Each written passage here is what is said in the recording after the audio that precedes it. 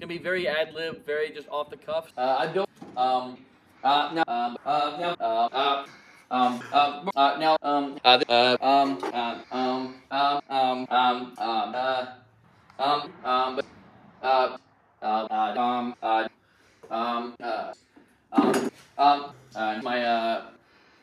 over here. Vice grips. Stick around and enjoy.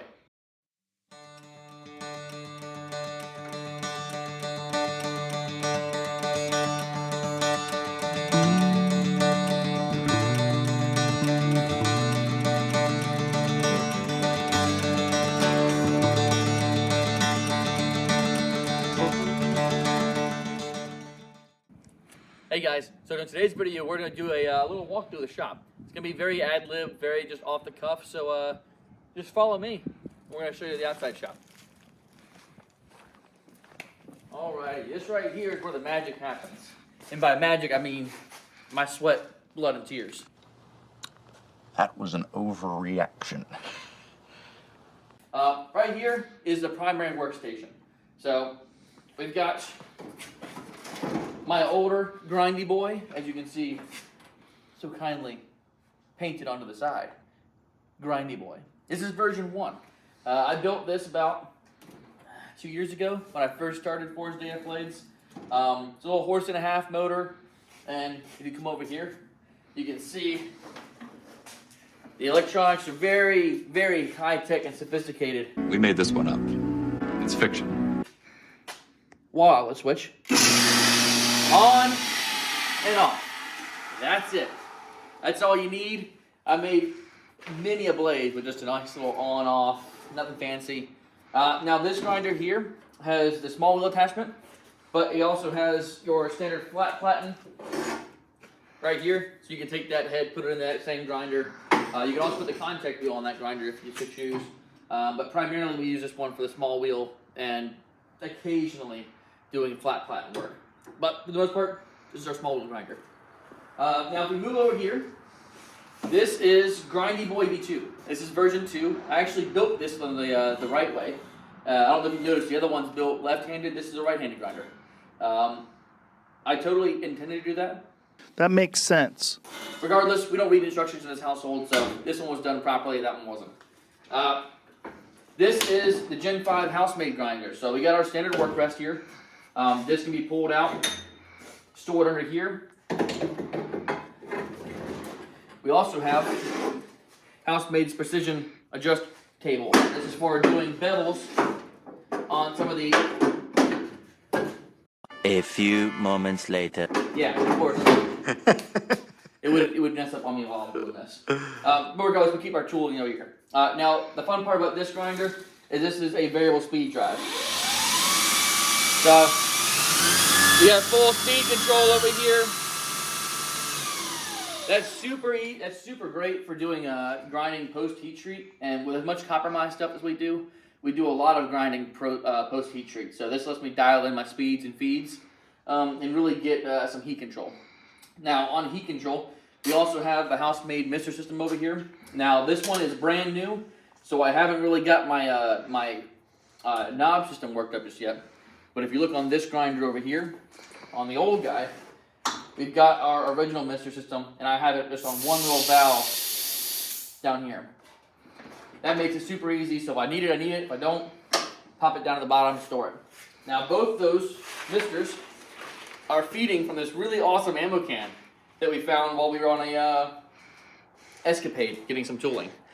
This is my cooling base system. We were doing our sword, and I really wanted a nice deep cooling system, and so we just filled this thing up with water, and this thing has been fantastic ever since. Both misters feed straight into this. This is the high explosives ammo can for mortar rounds, 120 millimeter mortars. It's super cool, kind of a fun little nifty thing in the shop, and it serves purpose. So alright, let's keep going this way.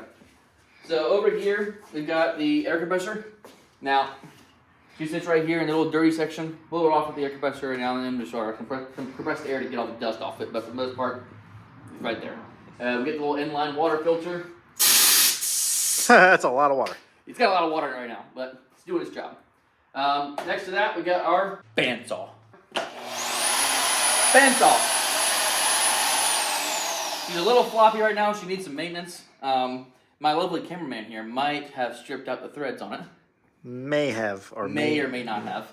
So she needs a little TLC, but we do all of our major cutting and bandsaw work right there. Bandsaw. Moving on to this station. This is the pride and joy of our lovely cameraman right here. No. Well. This is our drill press station. Now, we have this on a Harbor Freight welding cart. We put some plywood here and we bolted everything straight down to the cart. So now this thing is mobile. Now it's got organization for all of our most commonly used bits and burrs and all our fancy bits and bobs. Wow. All of it has a place and a purpose. And you can continue going down and we have nice lovely organization throughout the entire system, which is definitely a godsend. When we're out here and we're working on the drill press and we're doing a lot of stuff and we get into our work, the last thing you want to do is go chasing a tool. So everything is got its place. This is a newer level, or newer drill press. This one has a little laser sight, super handy. And this is my older one, and you can see I built it up. This is the cheapest Harbor Freight drill press they had. I bought this when I first started because I was balling on a budget, and honestly, this thing still works just fine. It's a little bit broken. It's had some tender love and use over the years, but she's still kicking. She still works, and we'll continue. I'll keep using her till she breaks. Oh yeah, let's get the laser going. Here's a light, and there's our laser. I'll move these out of the way. You can see the laser. Nice. And that is super nice. It comes straight down to it. The table was nice and high. Alrighty.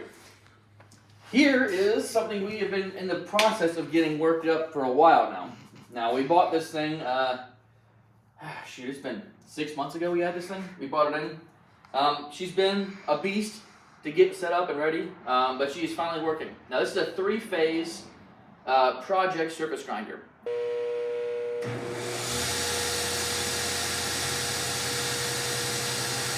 Now, we had to install 3-phase power into here, which is no small feat.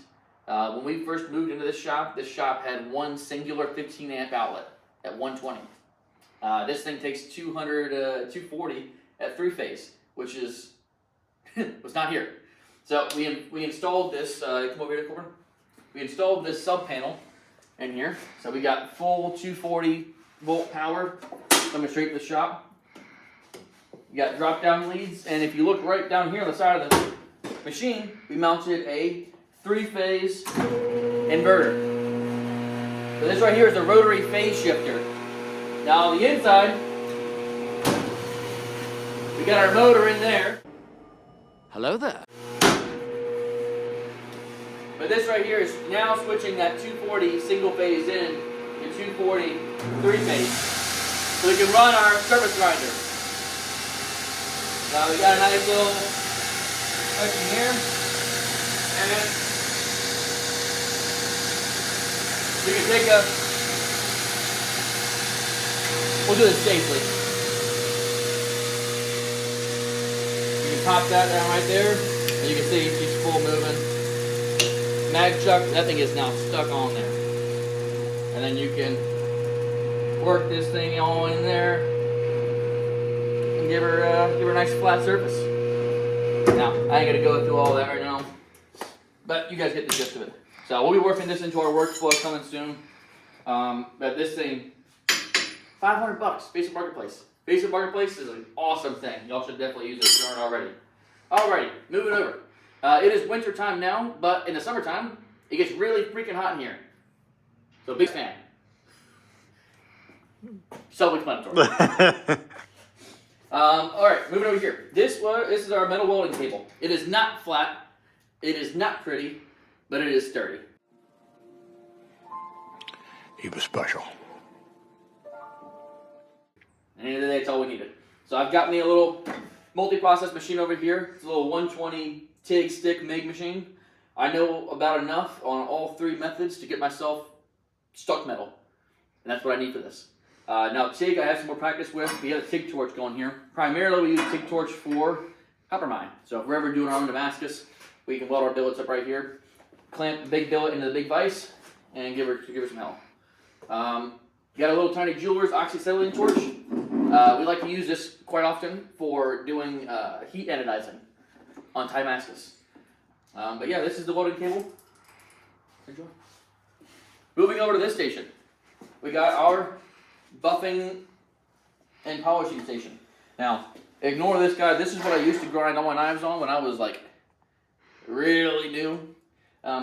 Believe it or not, I ground probably close to 100 blades on this little tiny thing. I'll never do that again. That thing sucks. But you gotta do what you gotta do. This is our wire wheel and rough buffer.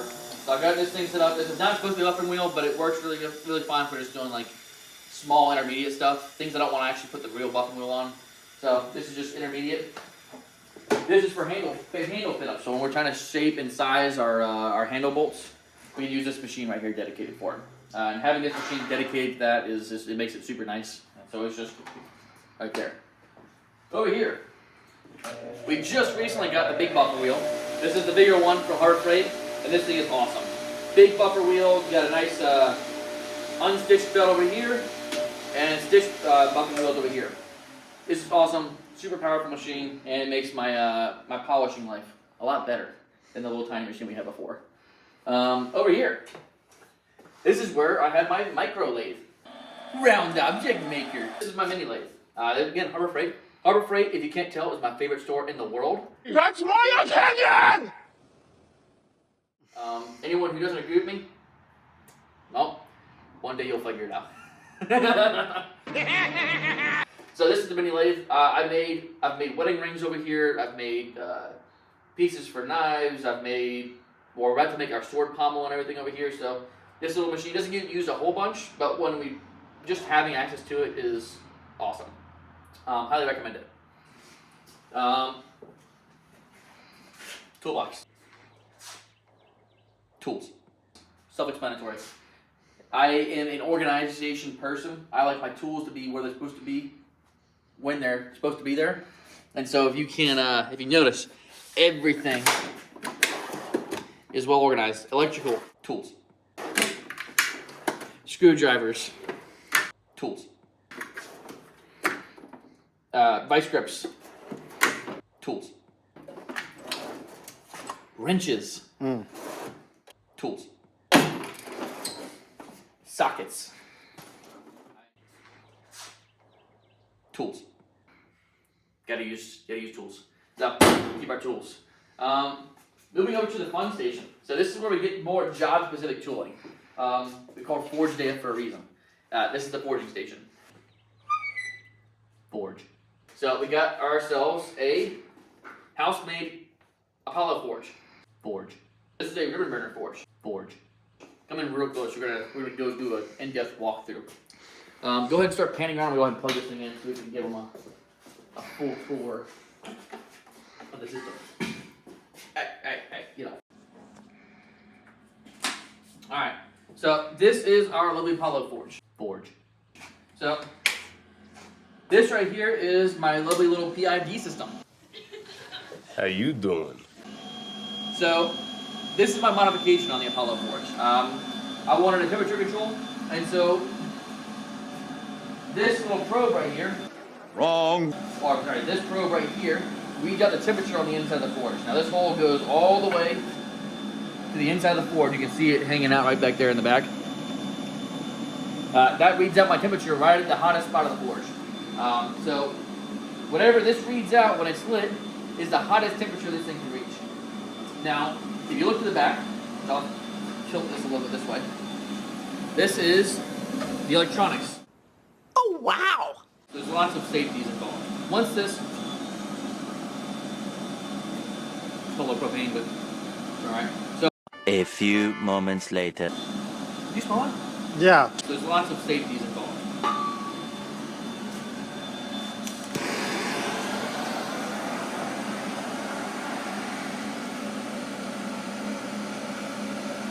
Huh. So this PID controller is basically controlling this gas system over here. So I've got the propane tank on the side of the forge over here, and it's got direct line flow to this gas system right here. So this is our gas end. Now, when it comes up, it hits this safety solenoid right here. So if this forge is turned off, this is closed. Meaning nothing can get past here. Now, once this forge turns on, this solenoid here opens up. This one right here is the control solenoid. So this PID, so long as the temperature is below the set point, this is open, which allows for the gas to flow all the way straight line up here and into my Venturi system. So now I've got a duct fan right here that blows forced air straight up this pipe and into the forge. So when this gas comes into this line right here, it mixes and gives you kind of a little Venturi action, and you get a nice air-fuel mixture that goes into the forge.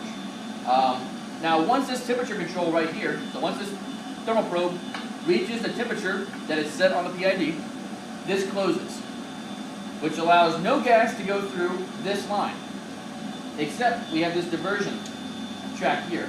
So when this closes, it goes over here, past this little needle valve, and up into here. Now what this is doing is this is at 25% flow. So we go from 100% flow of gas to about 25%, so it's like a little pilot light. So we'll go from full blast forge to slightly under. On, off, on, off. Now, that allows me to have temperature control in this forge roughly plus or minus 5 degrees. Now I get more accurate than that, but we like to say 5 degrees. Now in a forge that is absolutely phenomenal, and it makes this is an absolute workhorse in our shop. And I'll show you over here. So, you open this bad boy up, let's go ahead and get this towards the camera. And you see we have basically negative readout right here. So I'm gonna go ahead and light this guy. So I got that little blowtorch right in here, and the old gas line right here, on. And you see, give it some more air. Wow.